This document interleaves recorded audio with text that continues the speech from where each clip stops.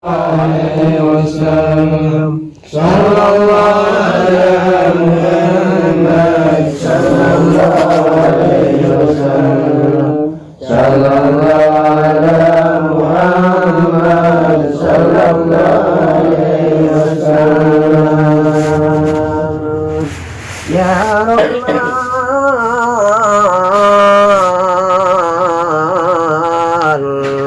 يا رحمن يا رحيم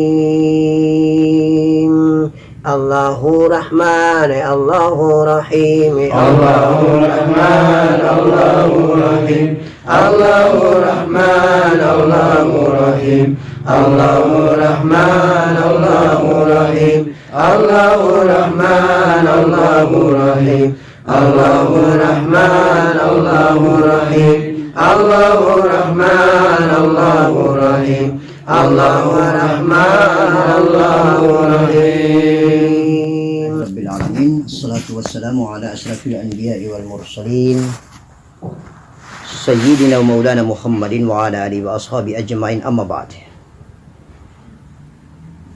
Hadirin majelis yang dimuliakan Allah Subhanahu wa taala.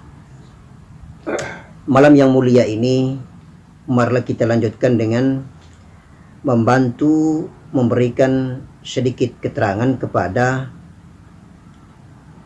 beberapa permintaan daripada Ananda Erik, sahabat kita di Samarinda, tentang penjelasan kitab yang diberikan kepadanya yang bernama Majmu' al-Israr. Kemarin kita sudah jelaskan dan masih ada sisanya yang harus kita bahas pada malam hari ini. Pertanyaan beliau yang menarik ataupun minta pembahasan dari beliau adalah juga merupakan ilmu pengetahuan bagi kita semua.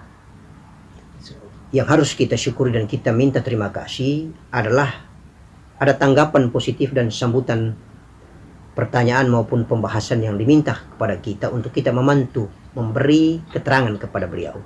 Insya Allah mudah-mudahan Allah berikan barokah dan rahmat buat Ananda Erik serta seluruh keluarganya. Mudah-mudahan ilmu dan pengetahuan ini menjadi hikmah buat kita, menjadi i'tibar buat kita, agar kiranya perjalanan mengenal diri adalah merupakan betul-betul sumbernya dari Allah Subhanahu wa taala. Saya bacakan pembahasan ataupun pernyataan berdasarkan redaksi daripada kitab yang ditulis ini. Pertama, martabat yang ketiga yaitu bernama Wahdiyah, yang artinya bernama martabat ta'yin sani, artinya zat Allah yang bernama Muhammad.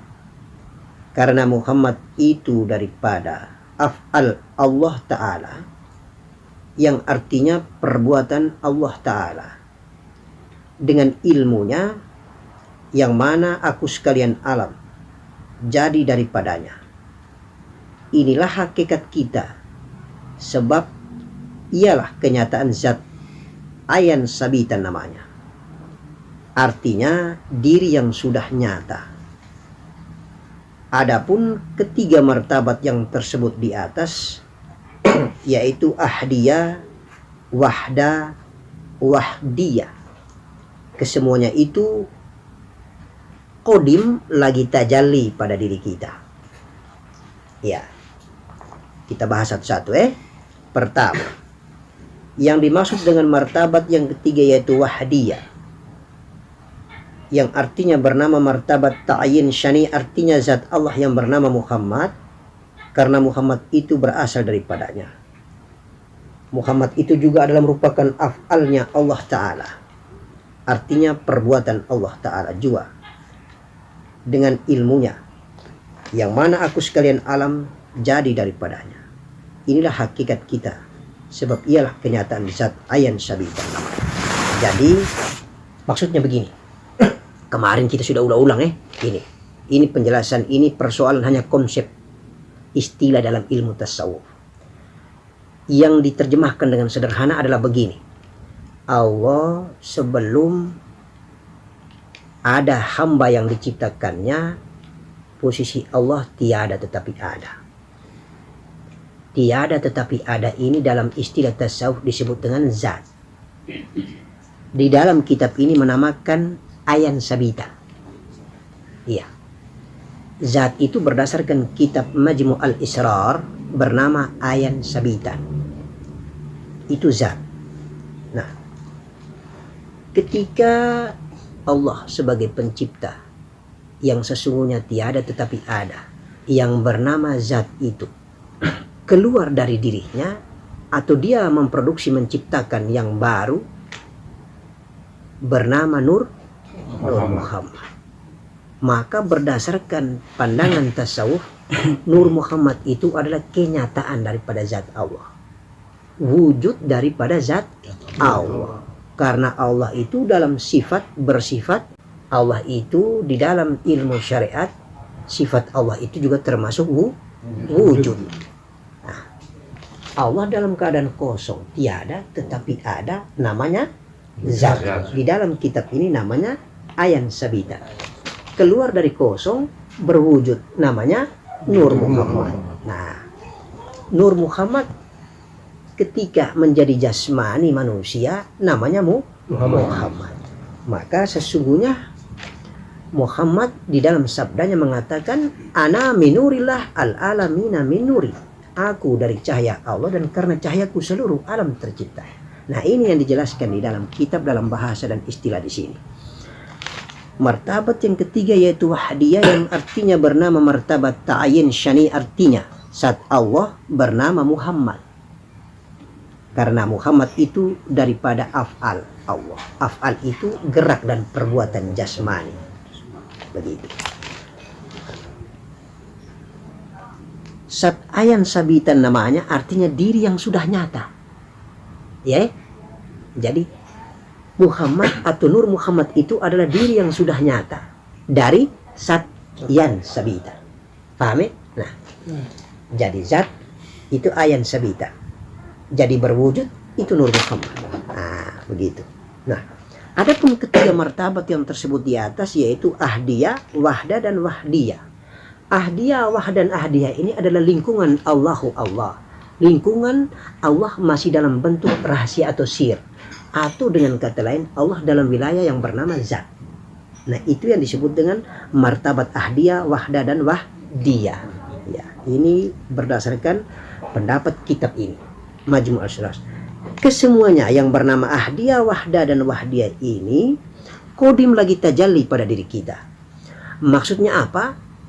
Ketiga sifat yang bernama Ahdiyah, Wahdiyah dan Wahdiyah ini, Wahdah dan Wahdiyah ini, Ahdiyah, Wahdah dan Wahdiyah ini yang menjadi wilayah sir dan zat Allah itu bermisra, bertajalli, berada di dalam diri hamba yang bernama manusia atau Muhammad. Itu yang disebut dengan tajalli. Begitu. Nah, pasal di dalam kitab ini menyatakan pasal, menyatakan martabat hamba. Martabat hamba itu meliputi yang pertama alam ruh. Ada 4 alam yang dimaksudkan dengan martabat di dalam proses tajallinya Allah sebagai zat menuju kepada diri kita sebagai hamba ini. Paham ya? Nah, apa 4 martabat itu? Pertama meliputi martabat alam ruh. Yang kedua alam misal. Yang ketiga alam ajsam. Yang keempat alam insan. Nah, jadi proses zat menjadi Nur Muhammad kemudian bertajalli ke dalam diri kita sebagai hamba. Nah, itu di dalam berdasarkan kitab ini dia melampaui 4 alam.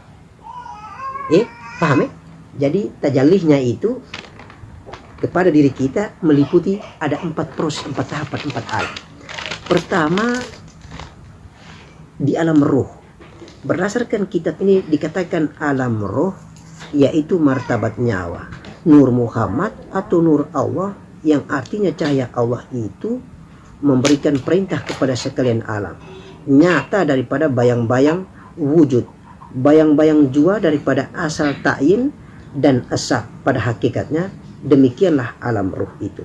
Nah, jadi ini maksudnya ketika Allah sebagai zat tadi keluar kemudian berada di posisi alam ruh menjadi Nur Muhammad. Nah, itu yang disebut dengan proses tahapan pertama tajallinya zat Allah menuju ke hambanya.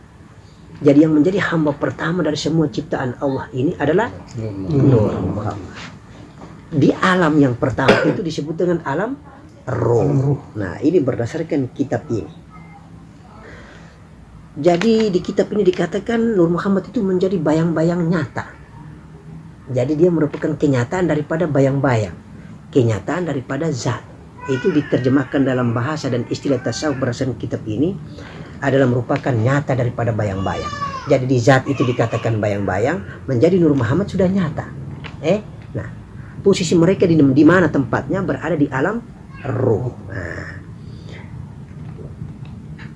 ketika Allah masih berada di alam zat, ingat baik-baik, kita kembali ke atas tadi, dia berada di 3 martabat itu. Nah, apa martabat itu tadi? Martabat itu adalah martabat ahdiyah, wahdiyah, dan wahdah. Gitu. Nah, sekarang pasalnya itu sudah bertajalli ke manusia, bertajalli ke menjadi hamba, begitu maksudnya. Nah, sudah keluar di alam ruh, maka yang zat tadi menjadi Nur Muhammad.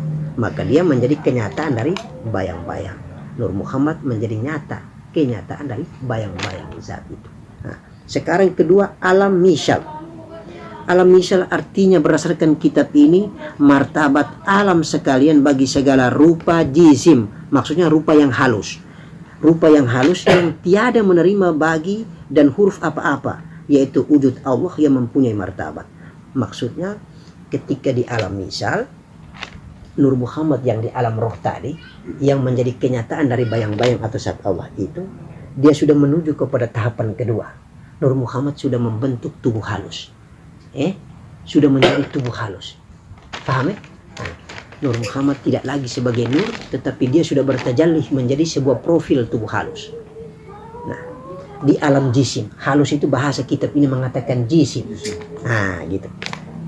Kemudian menarik, ini proses perjalanan Allah dirinya menjadi Nur Muhammad, proses Nur Muhammad menjadi hamba itu. Allah menjadi hamba itu maksudnya. Hamba pertama adalah Nur Muhammad, sekarang hamba kedua di alam misal, yaitu menjadi tubuh halus. Masuk menjadi hamba di alam yang ketiga. Nah, gitu. Paham? Di alam ketiga disebut dengan alam ajsam. Artinya alam segala tubuh kita yang lahir ini. Wujud Allah jua pada hakikatnya. Karena jikalau tiada zahir, tidak ada juga yang batin. Karena yang zahir dan yang batin itu ada jua. Maksudnya apa? Maksud sudah masuk menjadi jasmani utuh. Sudah menjadi tubuh kasar. Paham? Nah, jadi zat menjadi Nur Muhammad di alam ruh. Kemudian menjadi tubuh halus di alam misal. Kemudian menjadi tubuh kasar raga ini. Sudah jadi menjadi jasmani. Disebut alam, dimasuk ke dalam alam ajsam. Nah, sekarang alam yang terakhir itu disebut dengan alam insan. Berdasarkan kitab ini, alam insan artinya alam perhimpunan segala martabat tersebut, semuanya itu bernama insan kamil. Artinya manusia yang sempurna.